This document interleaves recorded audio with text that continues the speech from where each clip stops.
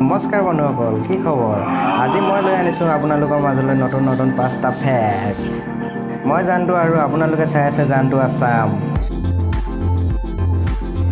লকডাউনৰ সময়ত আপোনালোকে ঘৰতে থাকক আৰু সুস্থ থাকক আৰু মোবাইল চাওক, নতুন নতুন ভিডিঅ' চাওক, নিজৰ হাতখন ঘনে ঘনে ধুই থাকক আৰু সুস্থ থাকক। ঠিক এইদৰে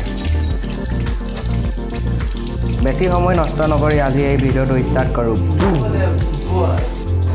নম্বৰ 5 বন্ধুসকল, এই ফটোখনলৈ মন কৰকচোন। কি দেখিলে? এজোপা গছ বতাহত উৰি থকা যেন দেখা নাইনে? কিন্তু এইখন এখন পেইণ্টিঙৰ ফলতহে এনেকুৱা দেখা গৈছে। নম্বৰ 4 আপোনালোকে সকলোৱে HDFC কাৰ্ড ব্যৱহাৰ কৰে, কিন্তু আপোনালোকে জানেনে HDFC কাৰ্ডৰ ফুল ফৰ্ম কি? HDFC কাৰ্ডৰ ফুল ফৰ্ম হ'ল ছিকিউৰ ডিজিটেল হাই কেপাচিটি কাৰ্ড।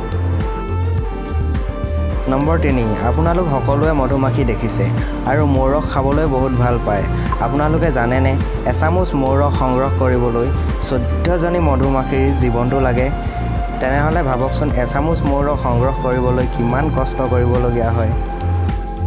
নম্বৰ 2 আপোনালোকে কেতিয়াবা শুনিছিলেনে চকুত টেটু অঁকাৰ কথা? নিশ্চয় শুনা নাই, নহয়নে বাৰু? আমাৰ ভাৰতবৰ্ষৰ এজন প্ৰথম মানুহ যিজনে চকুত টেটু আঁকিছিল, তেওঁৰ নাম হ'ল কৰণ। তেওঁ দিল্লীৰ নিবাসী। আচলতে চকুত টেটু আঁকিবলৈ বহুত ৰিস্কি হয়।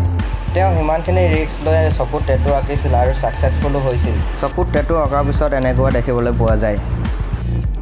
নম্বৰ 1লৈ আগবঢ়াৰ আগতে যদি ভিডিঅ'টো চাই ভাল লাগিছে লাইক কৰক, ছাবস্ক্ৰাইব কৰক চেনেলটো আৰু লগতে থকা বেল আইকনটো দবাবলৈ নাপাহৰিব। নম্বৰ 1 আপোনালোকে জানেনে গুগলৰ পুৰণা নাম কি? গুগলৰ পুৰণা নাম হ'ল বেকৰোব। আজি ইমানতে সামৰণি মাৰিছোঁ। তেনেহ'লে টাটা বাই বাই।